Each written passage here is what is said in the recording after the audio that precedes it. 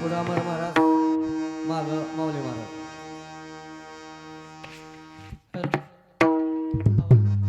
Hello hello आ आ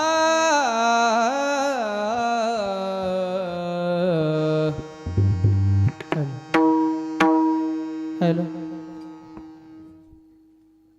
hello. धन्य ते संसारी, धन्य ते संसारी, धन्य ते संसारी, धन्य ते संसारी, धन्य ते संसारी, धन्य ते संसारी,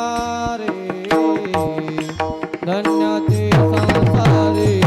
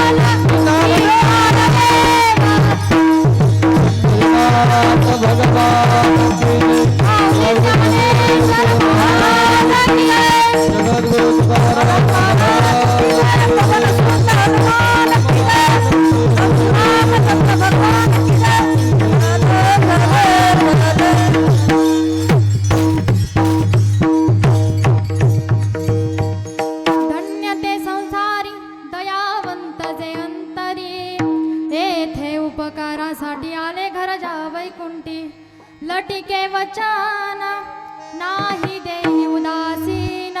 येथे उपकारासाठी आले घरजा वैकुंठी, मधुरा वाणी ओठी तुका म्हणे वाव पोटी. येथे उपकारासाठी आले घरजा वैकुंठी, विठ्ठल विठ्ठल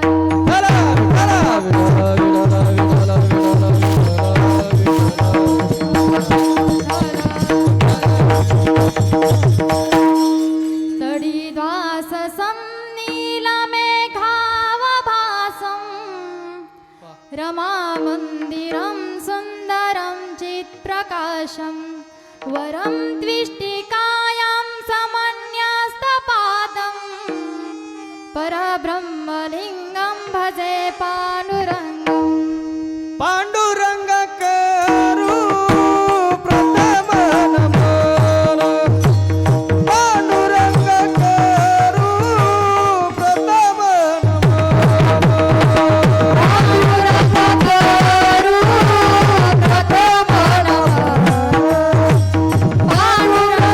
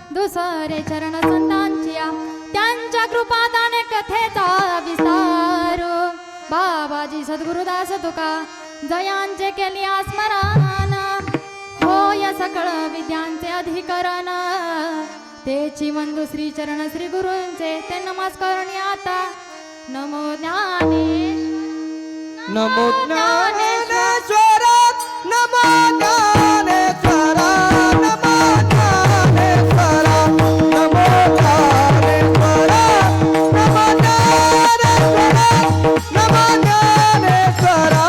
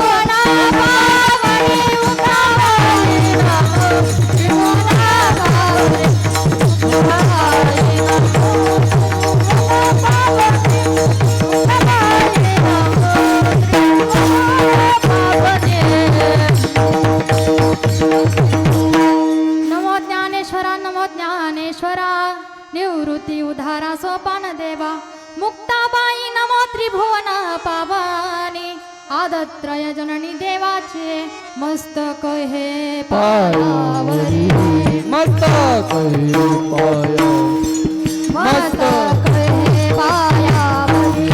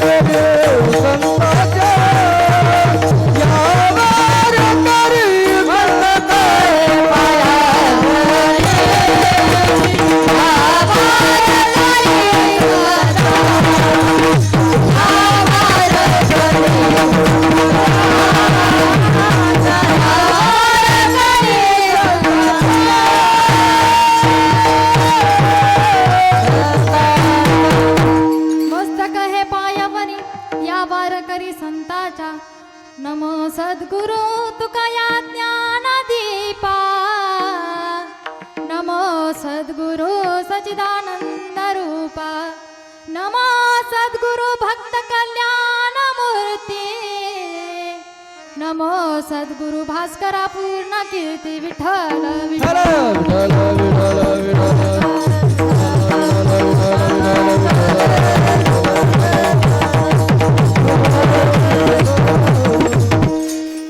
धन्य ते संसारी दयावंत जयंतरी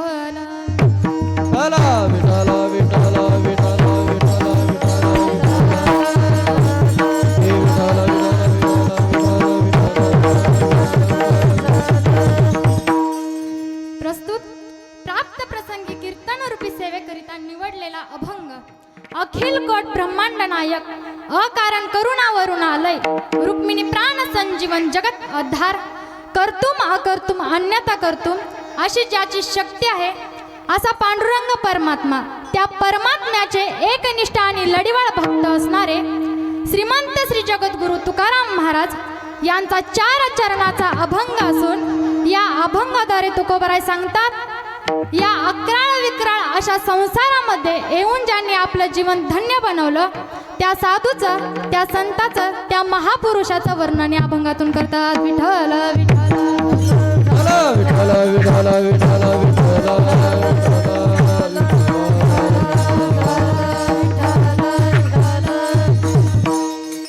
अभंगावर बोलण्या अगोदर थोडा अल्पसा परिहार देणं हे वक्त्याचं आद्य कर्तव्य असतं या न्यायाने आजच्या कार्यक्रमाची रूपरेषा अखंड हरिनाम सप्ताह मौजे मुंशियार व ग्रंथराज ज्ञानेश्वरी पारायण सोहळा वर्ष 19 गेल्या 18 वर्षापासून हा अखंड हरिनाम सप्ताह चालू आहे। माझे आजोबा मला सांगत होते की या गावाला अशोक महाराज जेव्हापासून यायला लागलेत तेव्हापासून गावात परमार्थाची ओढ लागली विठ्ठल विठ्ठल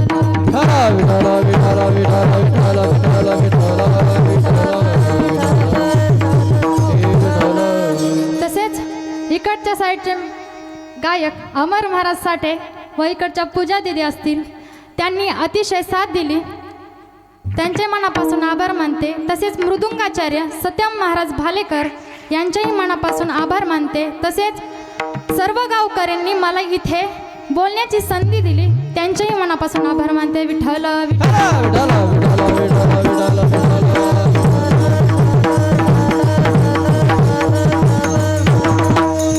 अभंगाचा सरळ भावार्थ जर आपण बघितला तर तुकोबराय म्हणतात की संसारामध्ये येऊन ते धन्य आहेत ज्यांच्या अंतःकरणामध्ये दयाभाव आहे जे अंतरी दयावंत ते धन्य या संसारामध्ये कशा करता पर उपकार करण्याकरता जगाचा उद्धार करण्याकरता ते वैकुंठाहून या मृत्यूलोकात आले म्हणून ते धन्य आहेत जे कधीच लटक म्हणजे खोटं बोलत नाहीत आणि या शरीरावर ते कायमचे उदास असतात ते धन्य असतात म्हणून तुकाराम महाराज सांगतात धन्य ते संसारी दयावंत जयंतरी विठ्ठल विठ्ठल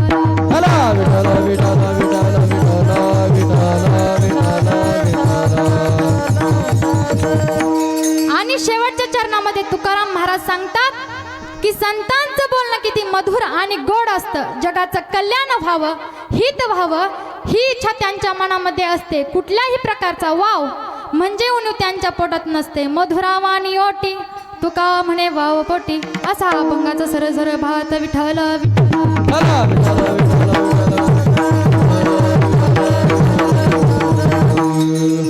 या अभंगामध्ये तुकाराम महाराज संतांना धन्यता देतात। आपण जर तुकाराम महाराजांच्या गाथेचा विचार केला तर आपली गोष्ट लक्षात येईल तुकाराम महाराजांनी अनेक ठिकाणी अनेक गोष्टींना धन्यता दिलेली आहे काही ठिकाणी काळाला धन्यता दिलेली आहे धन्य काळ संत भेटी पायी मिठी पडवितो काही ठिकाणी वेळेला धन्यता दिलेली आहे धन्य ही आनंदाची सापडली वेळ काही ठिकाणी देशाला धन्यता दिलेली आहे जेथे वैष्णवांचा वास धन्य भूमी पुण्य देश काही ठिकाणी माता पित्याला धन्यता दिलेली आहे आपुल्या हिता जो असे जागता धन्य माता पिता तयाची किंवा धन्य त्याची माता धन्य त्याचा पिता साठविला दाता त्रैलोक्याचा काही ठिकाणी ज्या गावी संत राहतात त्या गावाला धन्यता दिलेली आहे धन्य ते अरण रत्नाची ती खान जन्मला निधान सावता तो काही ठिकाणी दिवसाला धन्यता दिलेली आहे ज्या दिवशी संत दर्शन झालं तो दिवस धन्य आहे धन्य आजी दिन झाले संताचे दर्शन किंवा धन्य आजी दिन संत दर्शनाचा अनंत जन्मीचा शिन गेला काही ठिकाणी संचिताला धन्यता दिलेली आहे धन्य मी मानीन आपुले संचित राहिली से प्रीत तुझे नामी विठ्ठल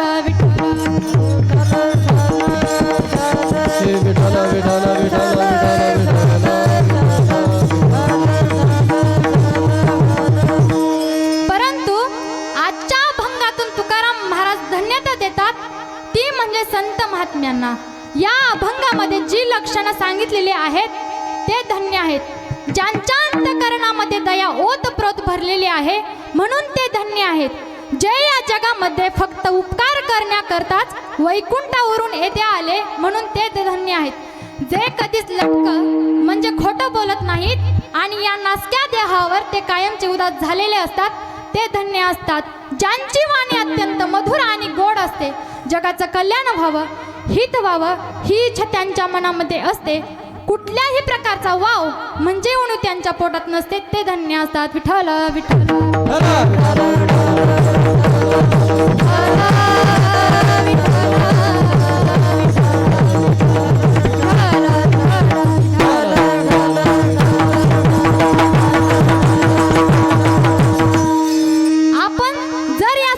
जगताचा विचार केला तर आपले गोष्ट लक्षात येईल. या जगामध्ये 4 प्रकाराने जीवन जगणारी माणसं आपल्याला पाहायला मिळतात. या जगामध्ये 4 प्रकाराने लोक जीवन जगतात. या जगामध्ये आणि या समाजामध्ये 4 प्रकाराने जीवन जगणारी माणसं आपल्याला पाहायला मिळतात. त्यातला एक वर्ग असा आहे की जो निंदनीय जीवन जगणारा आहे. दुसरा वर्ग असा आहे की जो निरर्थक जीवन जगणारा आहे.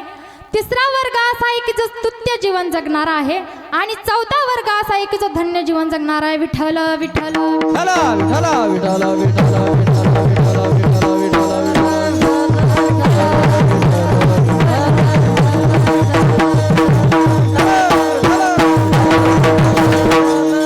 पहिला वर्ग निंदनीय जीवन जगणारा, दुसरा वर्ग निरर्थक जीवन जगणारा, तिसरा वर्ग स्तुत्य जीवन जगणारा आणि चौथा वर्ग म्हणजे धन्य जीवन जगणारा. आता या 4 गोष्टींचा प्रवेश करून आपल्याला अभंगात प्रवेश करायचा आहे.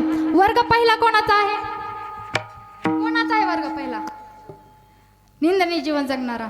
आता शास्त्रांनी, साधू संतांनी, पुराणांनी निंदनीय जीवन हे दुर्जनांचं सांगितलं. निंदनीय जीवन म्हणजे ज्या जीवनाचा स्वीकार जर आपल्या जीवनात झाला तर जीवनाचा वारो झाल्याशिवाय राहत नाही त्याला म्हणायचं दुर्जन. विठ्ठल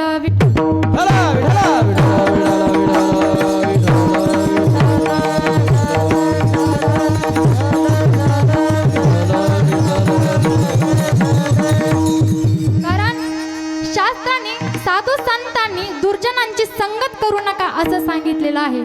दुर्जनांची संगत केली की जीवनाचा घाट ठरलेला आहे. याच्याकरता एक उदाहरण मी तुम्हाला कावळा आणि राजहंसाचं सांगते.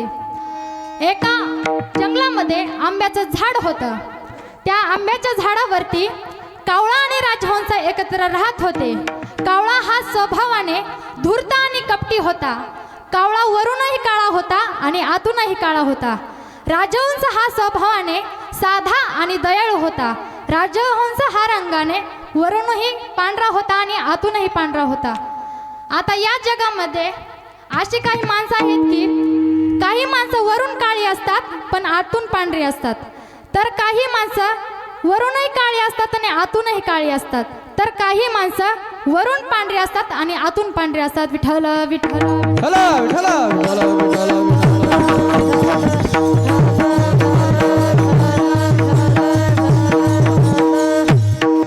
कावळ्याचा हा स्वभाव असून देखीलही राजहंसाने त्याला कधीच एकटे सोडले नाही. एके दिवशी एक राजा शिकार करण्याच्या उद्देशाने जंगलात आला. तो खूप भटकला पण त्याला कोणतीही शिकार सापडली नाही. तो शेवटी खूप थांबला आणि तो त्याच आंब्याच्या झाडाखाली विश्रांतीसाठी थांबला.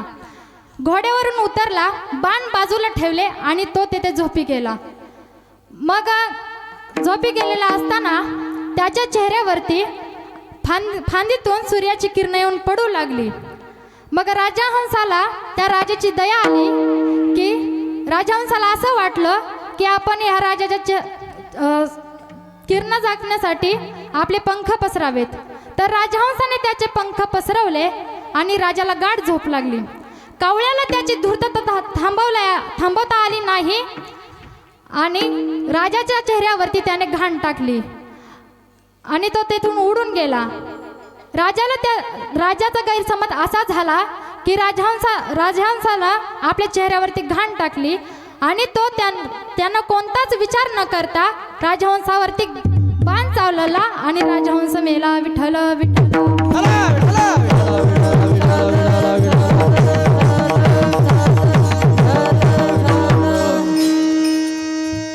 दुर्जनांची संगत ही घात होण्याला कारणीभूत आहे. म्हणून तुकाराम महाराज म्हणतात, दुर्जनांचा नव्हे भला अंगसंग, बोलालसे त्याग देशाचा त्याचा. किंवा तुका म्हणे विंचवाची नांगी, तैसा दुर्जन सर्वांगी. हा झाला पहिला वर्ग. आता वर्ग असा आहे, त्या जीवनाचा विचार केला तर ते जीवन निरर्थक सांगितलं. कोणाचं आहे निरर्थक जीवन? तर तुमच्या आमच्यासारख्या सामान्य जीवाचं जीवन हे निरर्थक सांगितलं.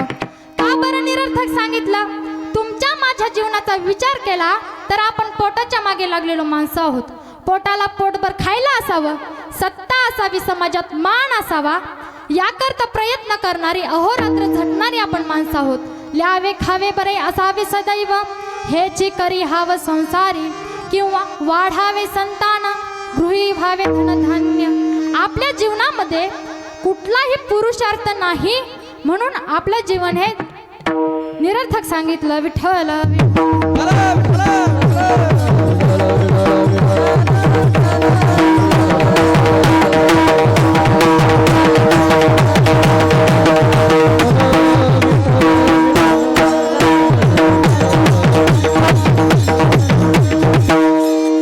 तिसरं जीवन हे स्तुत्य म्हणजेच वर्णनीय जीवन आहे. त्या जीवनाची स्तुती करावी, त्या जीवनाचं वर्णन करावं. कोणाचं आहे ते जीवन? तर ते जीवन एका साधकाचं जीवन आहे की जो भगवंत प्राप्ती करता निघालेला आहे. देवाची प्राप्ती व्हावी म्हणून जो अहोरात्र देवाची सेवा करतोय, देशाची वाट पाहतोय. काय मी उद्धार पावेन, काय कृपा करील नारायण. ऐसे तुम्ही सांगा संत जन, करा समाधान चित्त माझे. विठ्ठल विठ्ठल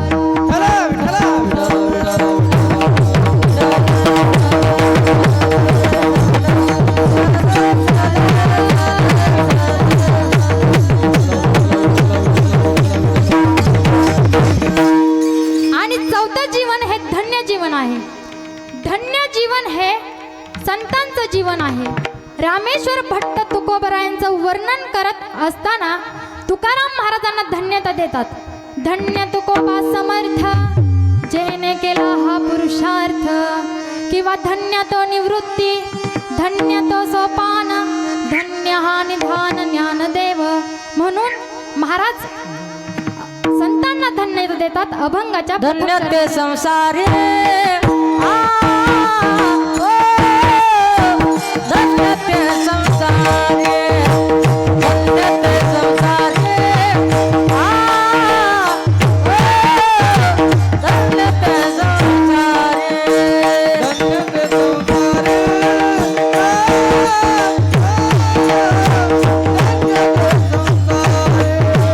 धन्य ते संसारी.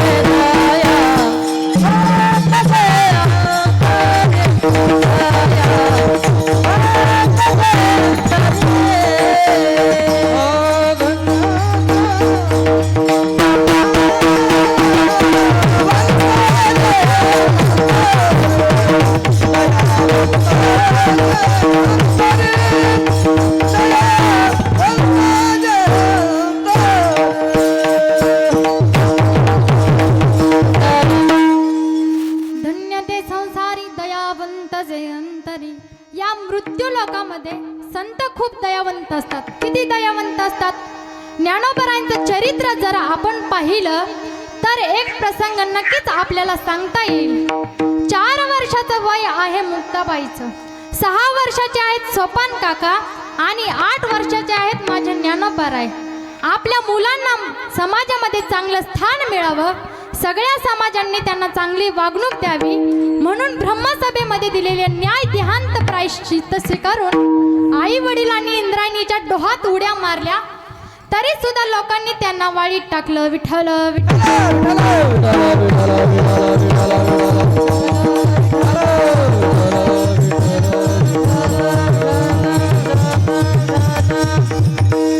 एके दिवशीचा प्रसंग. 4 वर्षाचं वय मुक्ताबाईचं, दुधाचे दात आणखी पडलेले नाहीत. अशा अवस्थेत जवळ आई नाही, बाबा नाहीत. पोटात खूप भूक लागलेली आहे. मुक्ताबाई रडू लागल्या. आई बाबा म्हणून हाक मारता येत, पण आई बाबा आता कसे येणार. ते कुठे गावाला किंवा बाहेर गेलेले नव्हते, ते तर कायमचे भगवंत धामाला निघून गेलेले होते. ज्ञानोबराय जवळ येतात आणि मुक्ताबाईच्या डोक्यावरून हात फिरवतात आणि विचारलं, काय झालं मुक्ता. मुक्ताबाई रडत रडत सांगू लागल्या, अरे ज्ञान दादा, कधी येणार आहेत रे आई बाबा, मला खूप भूक लागलेली आहे रे. ज्ञानोबरायांनी भाव ओळखला, झोळी घेतली आणि ज्ञानोबराय इंद्रायणीच्या काटाकाटांनी आळंदीमध्ये भिक्षा मागण्याकरिता निघाले. प्रत्येक दारावरती जायचे, भिक्षांदेही असा आवाज द्यायचे, परंतु कोणीही भिक्षा वाढायला तयार नाही. पूर्ण आळंदीला प्रदक्षिणा मारली तरी सुद्धा कोणी पीठ दिलं नाही. एका घरामधून मिळालं पीठ, पण एका घोड्यावरती बसून विसोबा नावाचा व्यक्ती आला आणि म्हणाला, हे संन्यासाच्या कार्ट्या, कशाला आला आहे तू आळंदीमध्ये. सगळी आळंदी पाठवली आहे तुम्ही, काय आहे त्या झोळीमध्ये दाखव. खाली उतरून झोळी हिसकावून घेतली.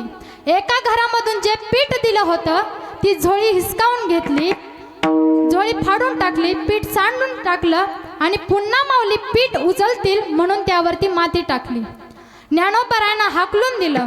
ज्ञानोबरायांना राग आला, सिद्धपेठात आले आणि ताटीचं दार लावून आपल्या कर्माला दोष देऊन रडू लागले. अरे, हे लोक एवढे क्रूर असतील तर कशा करता आपण या जगात राहायचं. या जगाचा निरोप घ्यायचा ठरवला ज्ञानोबरायांनी. परंतु तेवढ्यात मुक्ताबाई ताटीच्या जवळ येतात आणि ज्ञानोबरायांची समजूत काढण्याचा प्रयत्न करतात. जोगी पावन मनाचा, योगी पावन मनाचा, योगी पावन मनाचा, योगी पावन मनाचा. योगी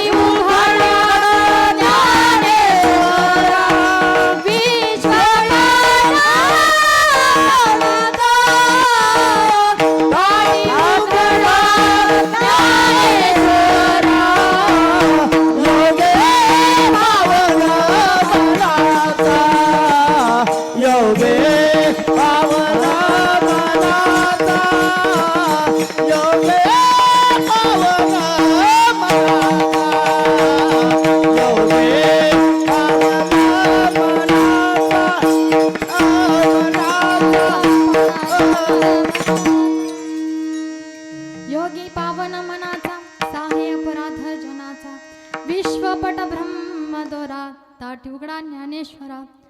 मुक्ताबाईंनी ज्ञानोबरायांची समजूत काढली आणि ज्ञानोबराय शांत झालं. एके दिवशी मुक्ताबाईच्या मनामध्ये इच्छा निर्माण झाली की आपल्या भावांना मांडे खाऊ घालावेत. घरामध्ये पीठ होतं परंतु खापर मात्र नव्हतं.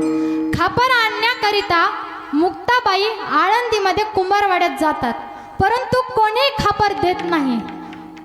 एका ठिकाणी मिळालं खापर पण ते खापर विसोबा फोडून टाकतात. फुटकं खापर घेऊन मुक्ताबाई सिद्धबेटात येतात. रडतायत मुक्ताबाई. ज्ञानोबराय जवळ येतात आणि म्हणतात, अगं मुक्ते, जिचा दादा ज्ञान दादा आहे तिला मांडे भाजण्याकरिता खापराची काय गरज आहे. ज्ञानोबरायांनी योग अग्नीनं आपली पाठ लाल बुंद केली आणि त्यावरती मुक्ताबाई मांडे भाजू लागल्या आणि ते दृश्य विसोबा पाहतात आणि ज्ञानोबरायांचे पाय धरतात. ज्ञानोबरायांचं अंतकरण एवढं मोठं त्या विसोबाला क्षमा करतात आणि संत शिरोमणी नामदेव महाराज यांचे गुरु म्हणून त्यांची निवड करतात. विठ्ठल विठ्ठल.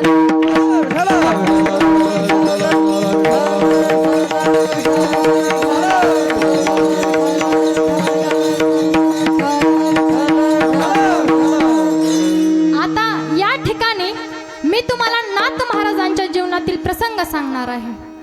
एकनाथ महाराजांचं गाव पैठण होतं. त्या पैठणमध्ये काही वाईट प्रवृत्तीचे ब्राह्मण राहत होते. त्या ब्राह्मणांनी एका यवनाला असं सांगितलं की तू नाथ महाराजांना राग आणून दाखवायचा. नाथ महाराजांना काही सहजासहजी राग येत नव्हता म्हणून तर त्यांना शांती ब्रह्म ही पदवी पडली. मग त्या ब्राह्मणांनी असं सांगितलं की नाथ महाराज दररोज स्नान करण्याकरिता गोदावरी नदीवरती जातात. तू एवढंच काम करायचं, गोदावरी नदीच्या काठावरती जाऊन बसायचं आणि नाथ महाराज केव्हा स्नान करून येतील त्यांची वाट पाहायची आणि नाथ महाराज ज्या वेळेस वरी येतील त्यावेळेस तू पान खाऊन त्यांच्या अंगावर थुंकायचं. मग नाथ महाराज स्नान करून वरी आले आणि मग लगेचच यवन त्यांच्या अंगावर थुंकला. नाथ महाराज नंतर स्नान करण्याकरता परत नदीवर गेले, आणखीन स्नान करून परत आले, आणखीन यवन त्यांच्या अंगावर थुंकला. असं त्या यवनाने 108 वेळा नाथ महाराजांच्या अंगावर थुंकला तरी सुद्धा नाथ महाराजांना यवन अंगावरी थुंकला. प्रसाद देवनी मुक्त केला. प्रसाद देवनी मुक्त केला. प्रसाद देवनी मुक्त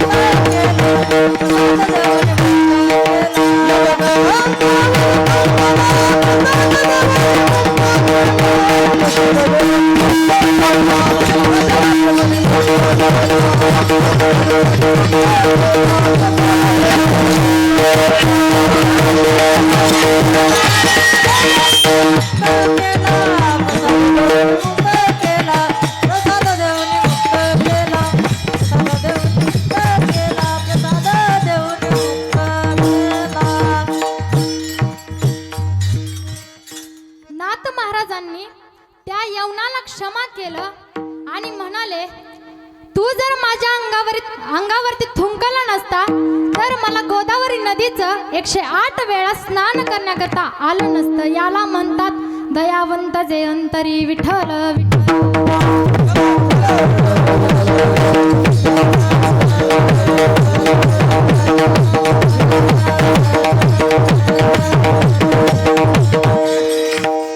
आणि असे संत इथे आले कशा करता?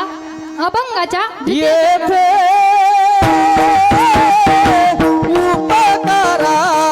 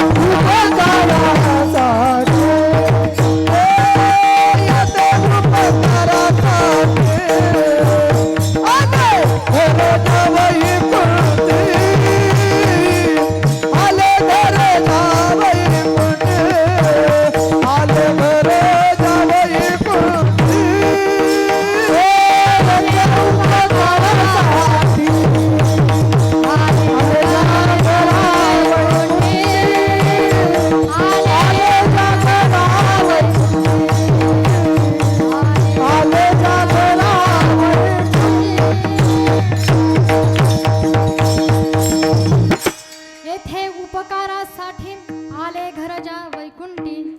या मृत्यू लोकामध्ये संत फक्त आणि पर उपकार करण्याकरताच वैकुंठावरून येथे आले. आम्ही वैकुंठवासी आलो याच कारणासी, बोलिले जे ऋषी साच भावे वर्तया. ब्रह्ममूर्ती संत जगी अवतरले, उद्धरया आले दिन जना. तुमचा आमचा उद्धार व्हावा एवढीच इच्छा असते, त्यांना संत म्हणतात. संत तोची जाणा जगी, दया क्षमा ज्याचे अंगी. जे कारण झाले गांजले, त्यासी म्हणे जो आपुले, तोची साधो देह कष्ट भीती परम उपकार देह कष्ट भीती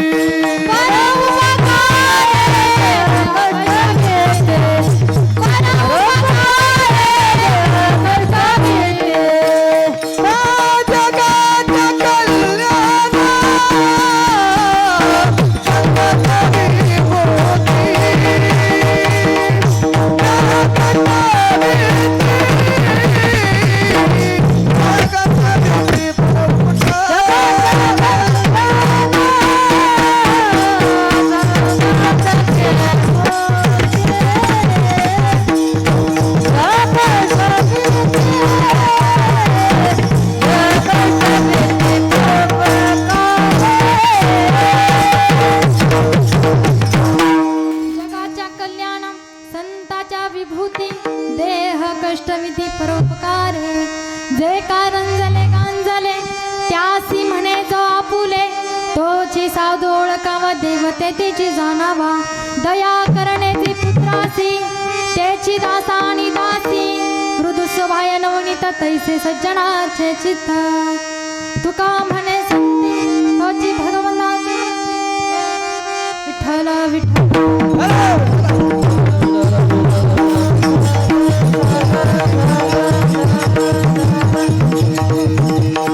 जिथे मूर्तिमंत दया आहे त्यांना ज्ञानोबराय म्हणतात.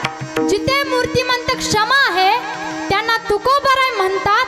आणि जिथे मूर्तिमंत शांतता आहे त्यांना शांती ब्रह्मा एकनाथ महाराज म्हणतात. विठ्ठल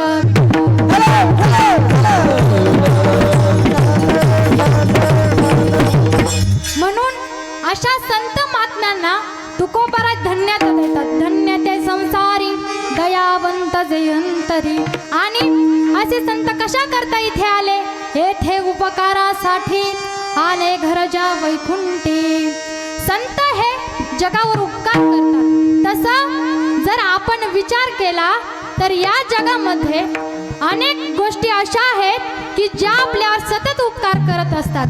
कोणत्या कोणत्या गोष्टी आहेत तर सुभाषितकार सांगतात. रविश्चंद्र घना वृक्षा नदी गावश्च सज्जना.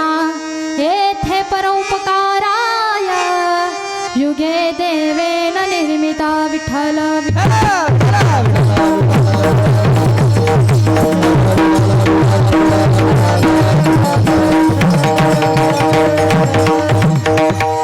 रवी म्हणजे सूर्य. सूर्यनारायणाचे आपल्यावरती फार उपकार आहेत.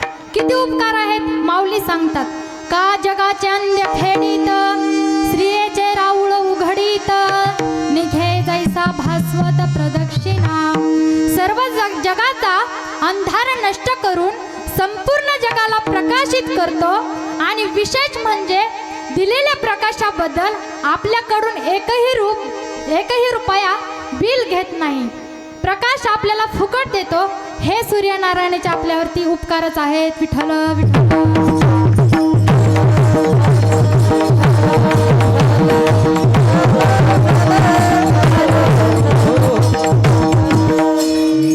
दुसरे उपकार चंद्राचे आहेत.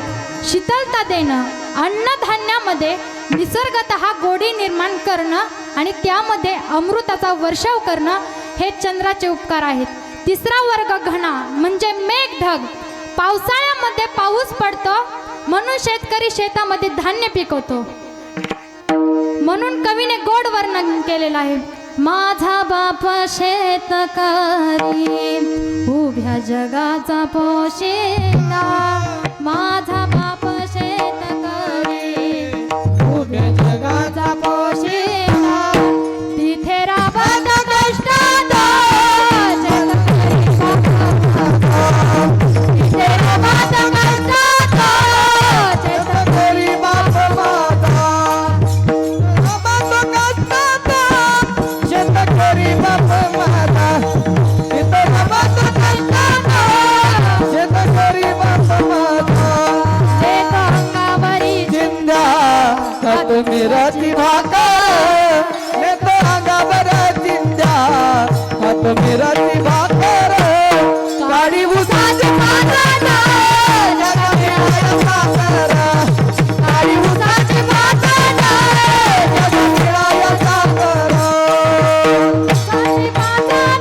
मिळाया साखर. आणि उसाची पातळ मिळाया साखर. माझा बाप शेतकरी उभ्या जगात पोचंदा. माझा बाबा शेतकरी उभ्या जगाचा पोशिंदा. खत मिराची भाकर.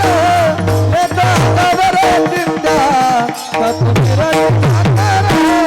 माझा बाप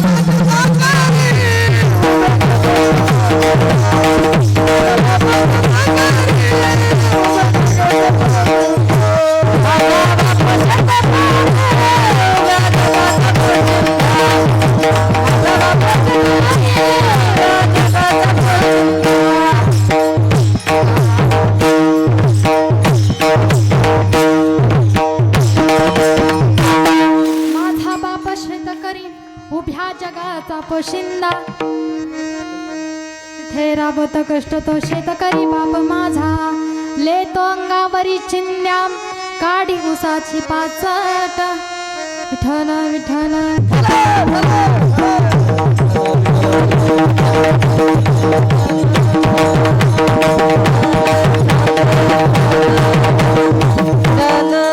आणि चौथी गोष्ट वृक्ष म्हणजे झाड. झाडाचे सुद्धा आपल्यावरती फार उपकार आहेत. झाड आपल्याला काय देतं? झाड आपल्याला ऑक्सिजन देतं, फळं देतं, फुलं देतं आणि विशेष म्हणजे लाकूड देतं. हे सुद्धा झाडाचे आपल्यावरती उपकारच आहेत. विठ्ठल विठ्ठल.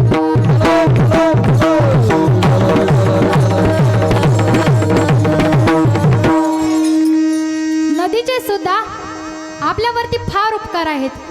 किती उपकार आहेत? माऊली महावैष्णव ज्ञानोबा सांगतात का पाहे पापोखित तिरीचे पाप समुद्रा जाय अप गंगेचे जैसे. गंगेमध्ये जर आपण स्नान केलं तर गंगा सगळे पाप धुण्याचं काम करते. नवे किंबहुना नामदेव महाराज म्हणतात गंगेचं नुसतं नाव जरी घेतलं तरी सगळी पाप नष्ट करण्याची म्हणता गंगा गंगा. सगळं पाप जाती गंगा.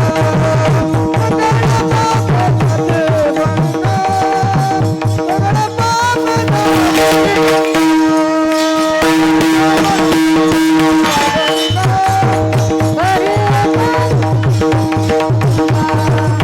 सगळं पाप जाती सकळ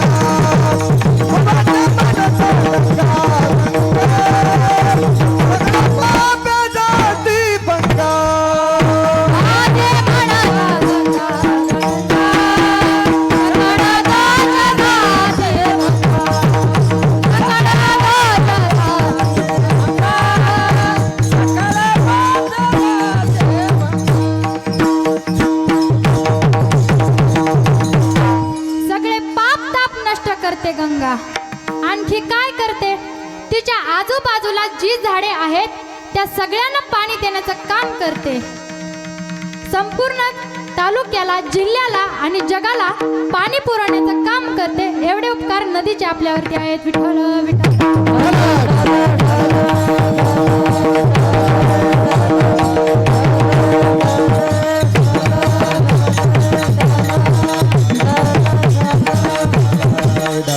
आणि सहावी गोष्ट ती म्हणजे गावश्य. गावश्य म्हणजे गाय. गायचे सुद्धा आपल्यावरती फार उपकार आहेत. माऊली सांगतात, पा हे पा दूध पवित्र आणि गोड, पासी त्वचेची आपद्रा आड. गाय ही दूध देते. गायचं दूध पवित्र आहे आणि गोड आहे. काही ठिकाणचं दूध पवित्र असेल पण गोड असेल सांगता येत नाही. काही ठिकाणचं दूध गोड असेल पण पवित्र असेल सांगता येत नाही. तर काही ठिकाणचं दूध पवित्रही नसतं आणि गोडही नसतं, परंतु गायचं दूध हे पवित्रही आहे आणि गोडही आहे. अहो, एखाद्या मुलाची आई जर त्या बाळाला जन्म दिल्याबरोबर जर त्या बाळाला सोडून गेलेले असेल तर त्या बाळाचं पोट भरण्याकरिता गायीचं दूध पाजलं जातं.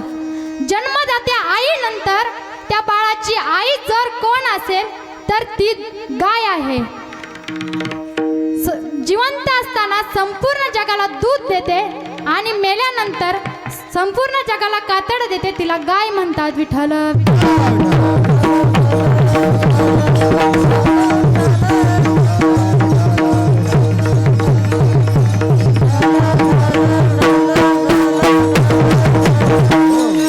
आणि सातवी गोष्ट ती म्हणजे सज्जना. सज्जना म्हणजे संत. कोणाला म्हणायचं संत? संत तोची जाणा जगी, दया क्षमा ज्याचे अंगी. जे कारंजले गांजले त्यासी म्हणे जा फुले, तोची साधू ओळखावा, देवते तेची जाणावा. आणि असे संत कशा करता इथे आले? अभंगाच्या तिसऱ्या चरणामध्ये. नटिके वचन वचन नटिके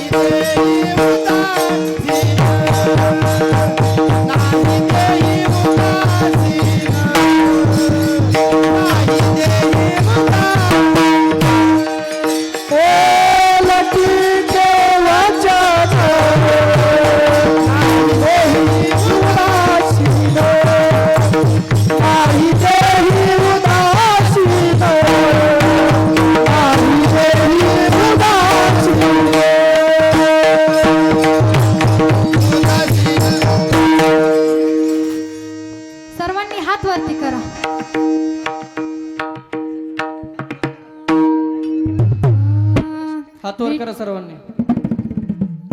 वा वा. विठ्ठल माझा माझा माझा माझा माझा विठ्ठल माझा मी विठ्ठला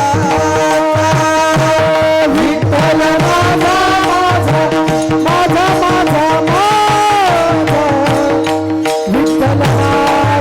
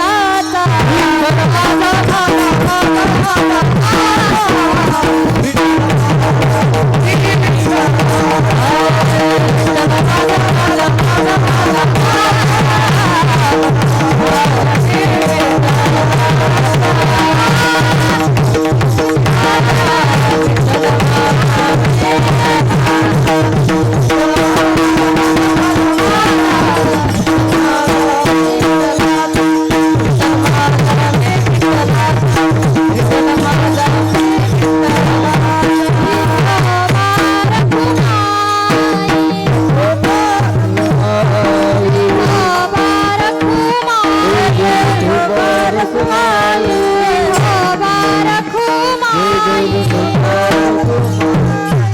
विठोबा रखुमाई लय ओढ नको हा विठोबा रखुमाई विठोबा रखुमाई विठोबा रखुमाई विठोबा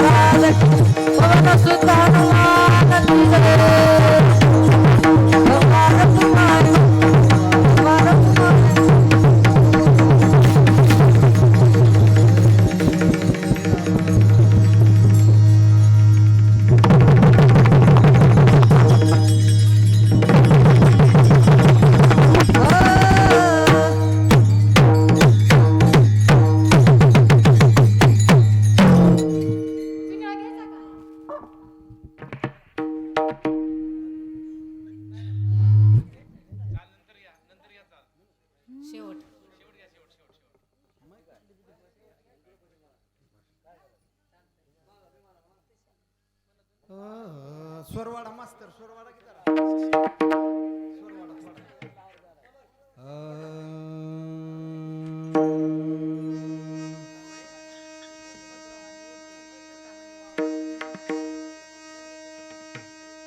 धन्य ते संसारी धन्य ते संसारी धन्य ते संसारी धन्य ते धन्य ते संसारी धन्य ते संसारी